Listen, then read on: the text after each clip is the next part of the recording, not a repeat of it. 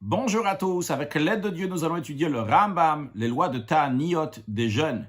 Mitzvata c'est achat, il y a un commandement positif, l'izok lifnei Hashem, c'est d'implorer devant Dieu, becholet tsar dola, à tout moment qu'il y a une grande souffrance chez Tavolat Tzibour qui risque de s'abattre sur la communauté, ou biur mitzvazo bifakim beilu. L'explication de ce commandement-là dans les prochains 4 chapitres, Be'ezrat Hashem, Perek Rishon Halacha Aleph.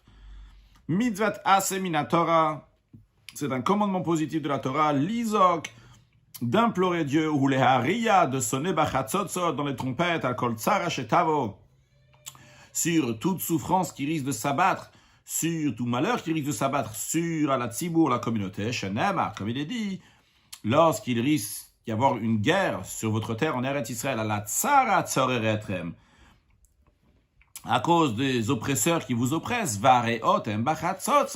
vous allez sonner dans les trompettes. Kelomar, c'est-à-dire l'idée du verset le suivant. Kol davar sheyatzer lachem. Toute chose qui va vous faire souffrir.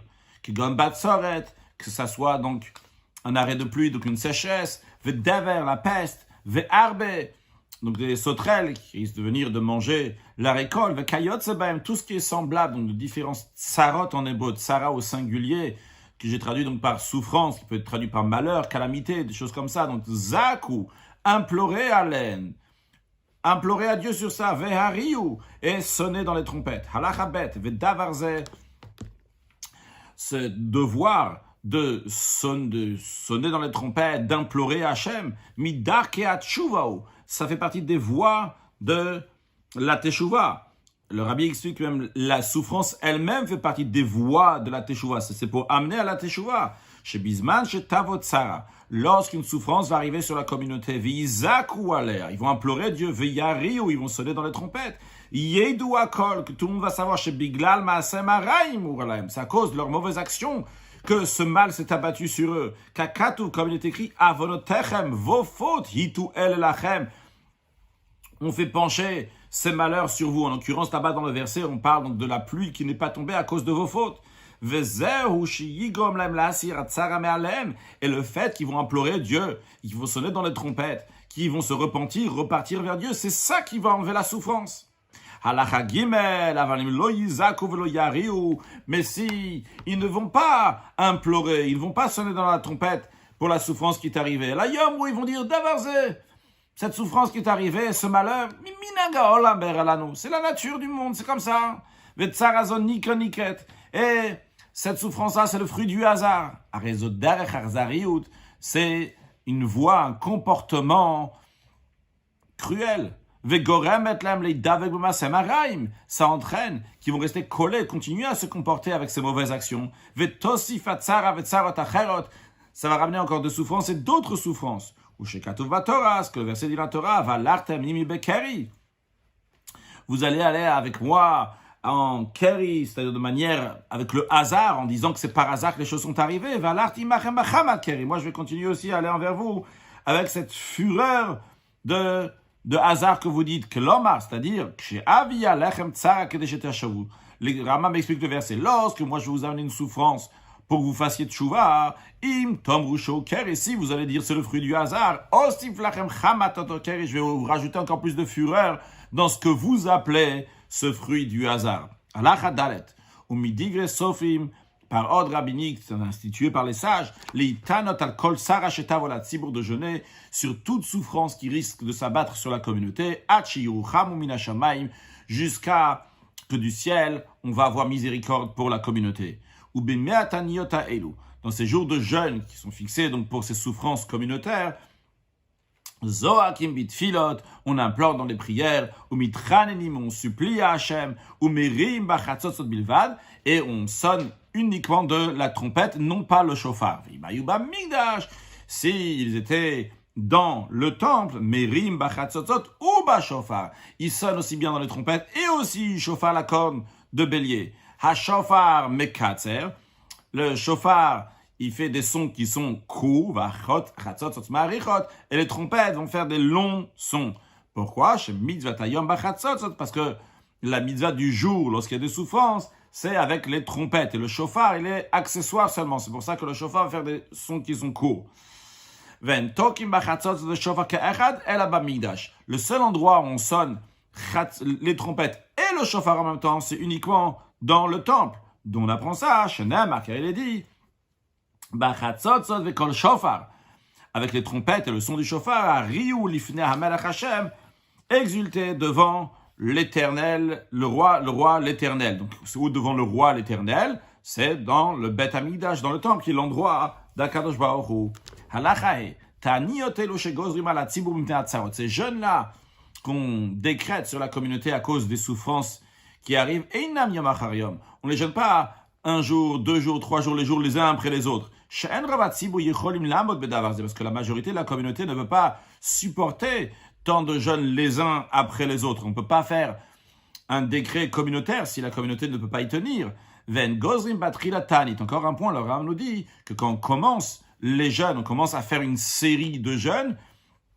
Quel jour de la semaine on commence? Le deuxième jour de la semaine, donc le lundi, ou le jeudi qui suit ce lundi, ou le lundi qui suit après, donc ce qu'on appelle aussi Bahab, Bet, He, Bet, Bet, donc lundi, He, jeudi, et Bet, lundi. De même, donc il continue à faire des jeûnes Sheni Vachamishi Vesheni, lundi, jeudi, Achiou, Chamou, jusqu'à qui vont être pris en miséricorde par Hachem. Halachavar, en gozrin tanit ala tzibur le beshabbat, lorsqu'on décrète un jeûne sur la communauté, on ne décrète pas donc pour jeûner Shabbat, velo beyamim tovim, ni les jours de fête, car c'est interdit de jeûner le Shabbat et jour de fête. Vechen, de même, en tokim baem, on n'a pas le droit de sonner donc de la trompette, le shofar, le jour de Shabbat et Yom Tov, le beshofar velo bachatzotzot, velo zoakim ou mitchanim ben betfila, ni on implore et on supplie dans la prière.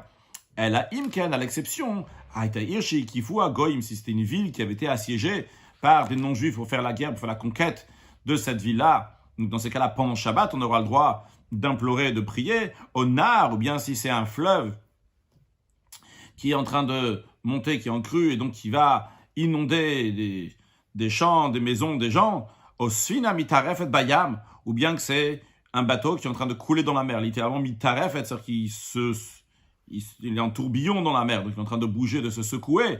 Afilu yachid anirdaf. Le Ram va encore plus loin, c'est pas seulement si c'est un public, même si c'est un particulier qui est en train d'être poursuivi, mipte goïm, des non-juifs, mipte listim, ou des brigands, des rouara, ou parce qu'il a un mauvais esprit, et donc il risque en allant de se noyer dans le fleuve. Mitani malem, on jeûne pour eux Beshabbat pendant Shabbat, Vezoakin, et on implore, Mitchaneni bitfilot, on supplie dans les prières, même pendant Shabbat. Aval en tokin, mais on n'a pas le droit de sonner la trompette, le shofar ou le chatzotzot, donc pendant Shabbat. Et la imken tak ou le kabetz et am lazorot amulatzilem, uniquement s'ils ont sonné, non pas pour prier, mais pour alarmer les gens, donc pour rassembler les kabetz et pour rassembler les gens, pour venir aider et sauver ceux qui sont en danger. Dans ces cas-là, on a le droit de sonner. Donc, ce n'est pas une sonnerie de prière, c'est une sonnerie d'alarme. De même, lorsqu'on fait des jeûnes, lorsqu'on prépare donc des séries de jeûnes, on fait attention. Batrila, à la base, qu'on prépare, c'est qu'il n'y aura pas de jeûne. Rosh Chadashim, le jour de Rosh Chodesh, le premier jour du mois, ou Chanukah, ou la fête de Chanukah, ou Purim, la fête de Purim, ou Bechol Shel Moed, ou bien dans la partie intermédiaire des jours de fête, donc entre le premier jour de Pesach et le dernier jour, entre le premier jour de Sukkot et le dernier jour qui sont appelés Chol HaMoed, on ne fixe pas des jours de jeûne pendant cette période-là. S'ils ont commencé à faire donc des jeûnes pour une souffrance, même un jour, donc comme on a dit tout à l'heure, ils ont fixé, donc lundi, jeudi et lundi, mais ils n'avaient pas réalisé que ça allait tomber, il y aura un jeudi ou un lundi qui allait tomber, le jour de Rosh Chodesh, le jour de Purim, ou le jour de Chanukah. Ils n'avaient pas réalisé, ils ont commencé, ou Fagabam Yom Be'elu. Et il y a un de ces jours-là qu'on vient de citer, donc de Rosh Chodesh, de Chanukah, de Purim, de Chol HaMoed, qui tombe dans cette série de jeûnes qui ont commencé.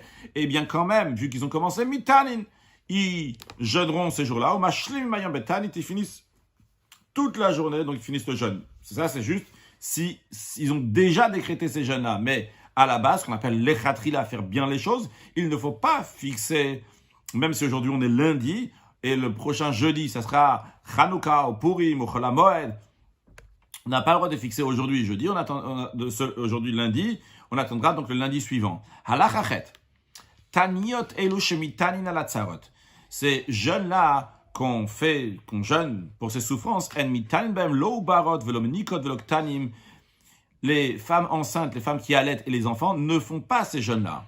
Encore un point, en ce qui concerne tous ceux qui jeûnent dans les jeûnes qu'on vient de citer, les jeûnes communautaires, ou mutarin lechol balayla, ils ont le droit de manger la nuit qui précède le jeûne, bien qu'ils vont jeûner le lendemain. C'est-à-dire que le jeûne va commencer seulement le matin jusqu'au soir et ne commence pas la nuit d'avant. Donc ce n'est pas un jeûne comme le jeûne de Kippour qui commence la nuit d'avant. Chutz mitaniot matar, à l'exception des jeûnes pour la pluie lorsqu'il y a une sécheresse, il y a certains jeûnes dans lesquels les femmes qui sont enceintes et qui allaitent, d'après certains, le Ram veut dire aussi les enfants, qu'ils vont jeûner ces jeûnes-là donc pour la pluie. Et on verra aussi que ces jeûnes-là, donc ils commencent déjà depuis la nuit, comme ceux de Kippour, que Moshe Idber, ça on apprendra dans le 3e chapitre de loi de Ta'aniot. Tout jeûne qu'on a le droit de manger la nuit qui précède le jour du jeûne, ben sibur ben yachid, que ce soit un jeûne communautaire ou un jeûne qu'un particulier a fait pour lui-même, quelle que soit la raison, il s'est fixé un jeûne, et il a le droit de manger, de boire la nuit qui précède le jeûne, jusqu'à quand? Jusqu'à l'aube. Verrou, quand est-ce qu'il a le droit de manger toute la nuit jusqu'à l'aube? C'est à condition, Shelo Yashan, qu'il n'a pas dormi depuis le début de la nuit. Il est resté réveillé jusqu'à l'aube, donc il peut manger jusqu'à l'aube. Avalim Yashan, si il a dormi dans la nuit, après avoir dormi, et il n'a pas le droit de manger à nouveau. De même que nous avons vu que la communauté jeûne sur une souffrance qui risque de s'abattre sur la communauté, ou qui s'est abattue sur la communauté, de même, l'un particulier jeûne sur sa propre souffrance. Comment ça? S'il avait un membre de famille qui était malade, un membre de famille qui est perdu dans le désert, il ne trouve pas son chemin, il y a un membre de famille qui était en prison, donc le particulier peut jeûner pour ce membre de famille, ou le et demander miséricorde dans sa prière pour ce membre de famille. Il va faire la prière de Aneinu, dans laquelle il demande à Hachem de lui répondre donc à son jeûne. Dans chacune des prières qu'il fait le jour du jeûne, il va rajouter ce paragraphe qui s'appelle Aneinu. Mais il ne doit pas jeûner les jours de Shabbat, les jours de fête, ni le premier jour du mois, ni la fête de Chanukah, ni à la fête de Purim. Tout jeûne que quelqu'un de particulier veut jeûner, mais il n'a pas pris sur lui de jeûner quand il faisait encore jour. C'est-à-dire que s'il veut jeûner demain, il doit aujourd'hui, donc le jour d'avant, avant que la nuit elle tombe, prendre sur lui qu'il va jeûner demain. C'est ce qu'on appelle Mekabel Tanit, qu'il a pris sur lui donc de jeûner. S'il ne l'a pas pris le jour d'avant, eh bien, Eina Tanit, ce n'est pas considéré un jeûne. Keitzad Mekabla, comment il fait? Quel est le processus dans lequel il prend sur lui de jeûner le lendemain? Réponse, lorsqu'il fait la prière de Mincha, donc de l'après-midi, donc avant le tombée de la nuit, donc avant le jeûne, avant le jour du jeûne, Omer Bat Tfila, il dit dans sa prière, Aneinu. Différentes explications ici, ce que le Ram veut dire qu'il dit la prière connue de Aneinu qu'on dit le jour de jeûne, ou bien qu'il dit Aneinu, réponds-nous dans le sens, donc réponds-moi dans mon jeûne que je vais faire demain, qu'il soit agréé. Le Gomer Ben Libo, et il prend sur lui dans son cœur, les Itanot, le Machar, de jeûner le lendemain. Et même si il va manger la nuit qui précède le lendemain de son jour du jeûne, il n'a rien perdu, c'est considéré, demain ça sera considéré un jeûne. De même, si au moment de la prière de Mincha, par exemple d'aujourd'hui, il a pris sur lui de jeûner 3 jours, 4 jours, c'est-à-dire demain, après-demain et après-après-demain, etc., des jours consécutifs. Bien qu'il va manger entre chacune des nuits, donc entre un jour et un autre jour. C'est-à-dire que ce soir, il va manger, demain il va jeûner, demain soir, il va manger. Après-demain, il va jeûner, et le soir d'après-demain, il va manger. Donc, il a fait un arrêt avec de la nourriture en mangeant. Pourtant, son jeûne, il a pris aujourd'hui, à la prière de Mincha, il prend son jeûne pour 3 ou 4 jours. Eh bien, quand même, le Rav nous dit que l'Oïfsit Tanito, il n'a pas perdu son jeûne. Le fait d'avoir pris sur lui à Mincha aujourd'hui, qu'il allait jeûner 3 ou 4 jours, eh bien, ces 3 à 4 jours sont considérés 3 à 4 jours de jeûne, bien qu'il va manger la nuit. Il n'a pas besoin de kavana, d'intention, c'est-à-dire de prendre le jeûne à mincha aujourd'hui pour demain et demain pour après-demain, vu qu'aujourd'hui il a déjà pris pour le jeûne de demain et après-demain. Quand il a pris ça, il a pris sur lui de jeûner 2, 3, 4 jours. Si, quand il faisait encore jour, par exemple, donc aujourd'hui, il a pris sur lui de jeûner uniquement demain. Veitana, et en effet, le lendemain, il a jeûné. Velalaila, et une fois que la nuit est déjà arrivée, Nimlach leitana biyom sheni, il a dit, il va jeûner encore un deuxième jour, comme ça il a décidé. Afal pishelan betanito, même s'il a continué en effet son jeûne, donc il a fait tout, demain il a fait son jeûne, et demain soir il n'a pas mangé, il mange pas, il a passé la nuit avec son jeûne, et après-demain aussi, il va jeûner. Eh bien, ce n'est pas considéré un jeûne. Pourquoi? Il n'a pas pris sur lui de jeûner quand il faisait encore jour. Il a pris sur lui quand c'était déjà la nuit, lorsque le jour il est déjà rentré. Quand le jour est déjà rentré, c'est quand la nuit est tombée. C'est ce jour-là est déjà arrivé. Bien qu'il va... Il y a 2 notions de jour. Quand on dit jour, il y a 24 heures. Et il y a le jour lorsqu'il fait jour. Nous, ce qu'on a appris ici, c'est que s'il veut jeûner demain dans la journée, il faut qu'aujourd'hui, avant les 24 heures de demain, c'est-à-dire avant ce soir, il va prendre sur lui de jeûner. Si c'est déjà arrivé le soir et il rajoute un jour, eh bien même si on dit demain soir, il va pas jeûner, il va pas manger, il va continuer à jeûner, eh bien c'est considéré qu'il a jeûné un jour, c'est-à-dire demain depuis le lever du jour jusqu'à la tombée de la nuit, mais ça ne sera pas considéré qu'après-demain c'est un jeûne, vu qu'il n'a pas pris sur lui quand il faisait jour qu'il allait jeûner le lendemain, le deuxième jour. On dit inutile de dire, dans un cas, que si la personne, voilà, ce soir arrive, il mange, il boit, et il s'est levé le matin, c'est arrivé le matin, tiens, aujourd'hui je vais jeûner. C'est pas du tout considéré un jeûne. Celui qui voit un mauvais rêve, il doit jeûner le lendemain d'avoir vu ce mauvais rêve. Pour qu'il va se repentir et s'éveiller à faire des bonnes actions. Il va examiner ses actions et il va faire teshuva, il va revenir vers Hachem. Il jeûne donc le lendemain de son rêve, même s'il a fait son rêve vendredi soir, et il va jeûner le jour de Shabbat. Dans chacune de ses prières, de son jour de jeûne, qui est le lendemain du rêve, il va faire la prière de Haneinu, qui est une prière donc pour le jeûne. Bien que ça, c'est pas un jeûne qu'il a reçu quand il faisait encore jour. Il n'a pas aujourd'hui pris son jeûne de demain, non. Aujourd'hui, c'était comme d'habitude. Il est parti dormir, il a fait un mauvais rêve. Et quand il se lève le lendemain, il jeûne. Et celui qui jeûne le jour de Shabbat, mitane yom acher, il devra jeûner après un autre jour. Pourquoi? Il venait chez Bitel Onek Shabbat, parce qu'il a annulé le plaisir de Shabbat, donc en faisant son jeûne, pour pardonner cela, il devra jeûner une autre fois. Halacha Yud Gimel, mitane Adam Shaot.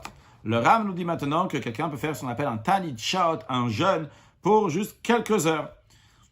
Vehu, Shelo Yochal Klum Shayom. C'est quoi? C'est à condition qu'après le reste de la journée, il ne va rien manger, à partir du moment où il a décidé de jeûner. Le Rav nous dit comment on considère ça, donc des jeûnes pour quelques heures. Keitzad. Si quelqu'un était préoccupé dans ses affaires, s'occuper de ses besoins, ce qu'il avait à faire, c'est comme ça, c'est passé la matinée. Il n'a pas mangé jusqu'à Chatzot, la moitié de la journée, jusqu'à midi. Ou à Teshachao, jusqu'à la 9e heure, si on considère un jour qui commence à 6 heures du matin et finit à 18 heures, il n'a pas mangé jusqu'à Teshachao, c'est-à-dire jusqu'à 15 heures. Eh bien, il n'avait pas l'intention de jeûner. Il était occupé, il n'a pas mangé. Venimlach. Et il a décidé, il a dit, tiens, je vais jeûner maintenant jusqu'à la fin de la journée. Eh bien, il jeûne ces heures-là, dans ces heures-là, quand il va faire la prière, il fera la prière de Haneinu, une prière qu'on fait le jour de jeûne. Pourquoi? Parce que le principe est parce qu'il a reçu sur lui de jeûner avant les heures qu'il a commencé à jeûner. Donc c'est considéré donc un jeûne pour quelques heures. De même s'il a mangé, il a bu. Et après il a dit, c'est vrai, j'ai mangé, j'ai bu, et bon, le reste de la journée, je vais jeûner. Arezet Tanit Shaot, c'est considéré un jeûne pour des heures. Halacha Yudalet, Kol Hashawi Betani, tout celui qui se trouve dans un jeûne, Ben Shemitan al Tzarato, que ce soit qui jeûnait pour une propre souffrance, ou al Chalom, ou pour son rêve, Ben Shemitan et Matzibur al Tzaratam, ou bien qui jeûnait avec la communauté pour une souffrance communautaire. Arezelo Yinog Yidun Be'atzo, il ne doit pas se faire des plaisirs, se complaire, Velo Yakel Rosho, ni avoir une légèreté d'esprit, Velo Yesamer Vetovlev, ni qu'il soit joyeux et, on va dire, de bonne humeur. C'est peut-être pas la traduction, Vetovlev, bonheur, et la Doeg Veonen. Seulement, il doit être soucieux, souffrant sur les fautes, comme il a dit, pourquoi un homme vivant se plaint sur ses souffrances? Gaver, un homme ferait plutôt avoir des souffrances, al-khatav, sur ses fautes qui ont amené ses souffrances. Donc, ne pas se plaindre sur les souffrances, mais souffrir pour les fautes qui ont amené la souffrance. Quelqu'un qui est un jour de jeûne, il a le droit de goûter un plat pour savoir donc le goût, enfin, philobik des revit, même s'il va jusqu'à le volume d'un revit, qui correspond à 86 cm3, mais à condition donc il ne va pas avaler, juste il goûte et il fait ressortir de la bouche. Shachar ve'achal. Si quelqu'un, c'est un jour de jeûne, il a oublié et il a mangé le jour de jeûne, mashlim tanito, il continue à jeûner. Halachat vav. Yachid shayamitana lachon v'niterape. Quelqu'un, un particulier, il jeûnait pour un membre de famille ou pour un qui était malade, ou quelqu'un qui était malade et la personne qui était malade a guéri. Al tsara ve'ara. Ou bien il y avait une souffrance et la souffrance s'est annulée avant même qu'il finisse le jour de jeûne. Eh bien, mashlim tanito, quand même il doit conclure son jour de jeûne.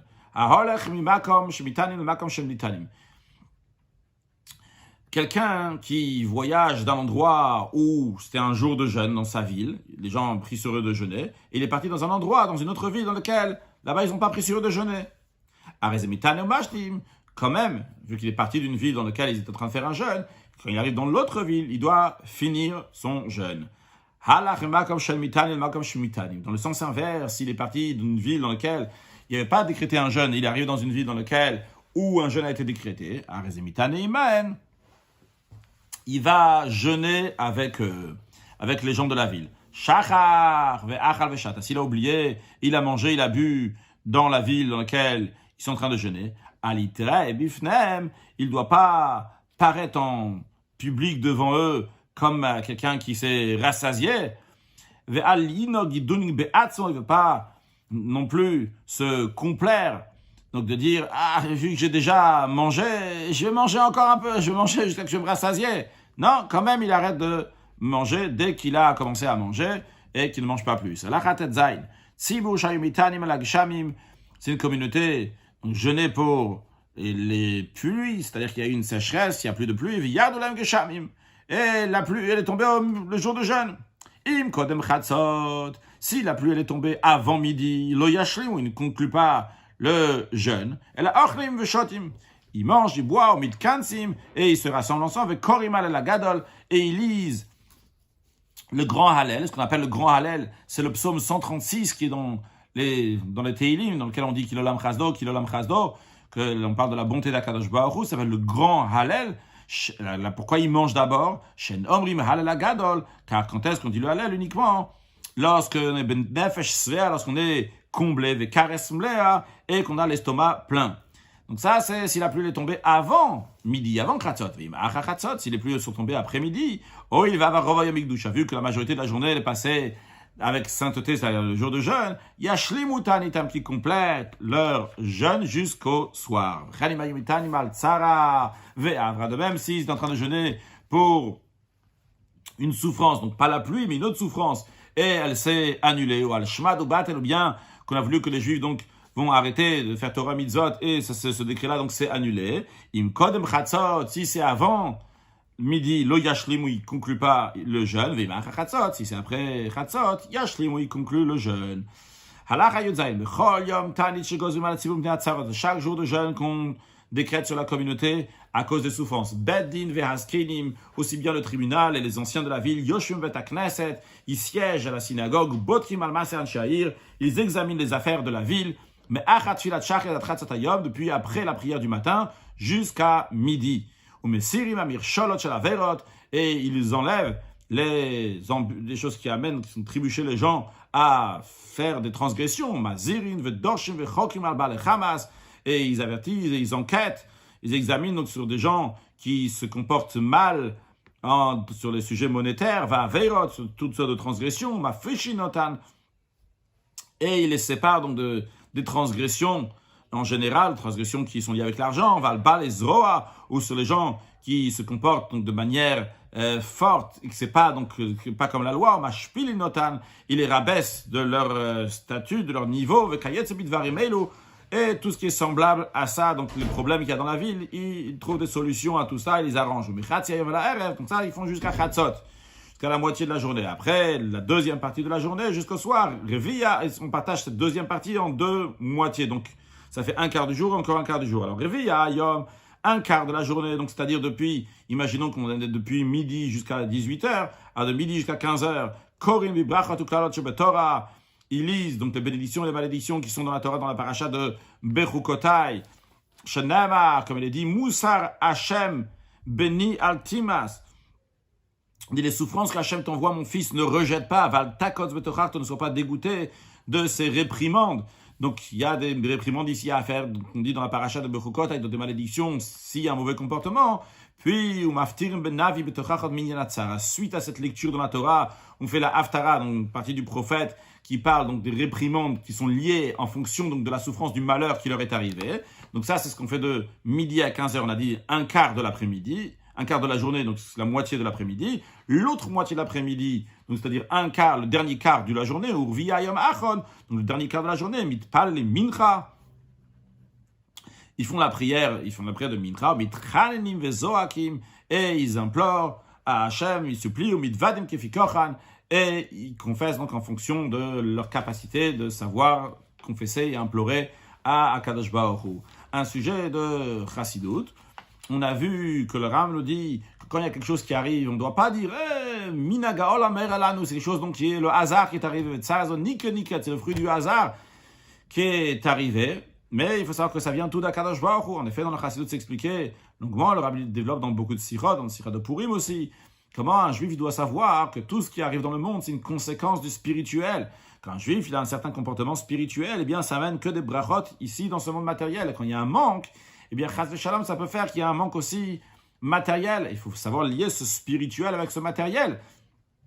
Lorsqu'Akadosh Baruch Hu il dit qu'il va y avoir des souffrances, il faut savoir que ce n'est pas des souffrances parce que Dieu il envoie des souffrances. C'est des souffrances parce que vu qu'on se lie au fruit du hasard, on dit c'est le hasard. Alors, on dit Hachem il dit tu veux du hasard, je vais te montrer qu'est-ce qui se passe s'il y a du hasard. Un juif doit toujours savoir qu'il est lié avec Akadosh Baruch Hu.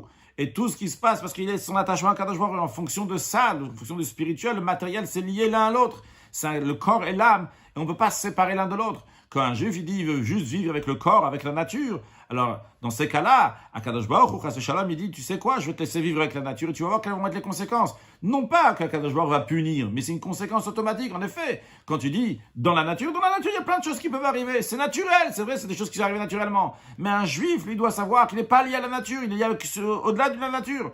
Et quand il s'attache à Akadosh Baruch Hu, que Dieu il est éternel, eh bien lui aussi devient éternel. Éternel tout en étant dans ce monde-là matériel. Il dépasse les limites de ce monde. Il est au-delà de ce monde. Pourquoi? Parce qu'il a son neshama, son âme divine. Et il donne en priorité son neshama, son spirituel et son âme. C'est ça qui va diriger, c'est ça qui va donner le comportement de sa vie. Et bien, en conséquence, sa vie matérielle va être aussi une vie qui est surnaturelle. Qu'Akadosh Baruch Hu fasse que très prochainement, nous allons voir tout cela concrètement avec la venue de Mashiach. Now, excellente journée!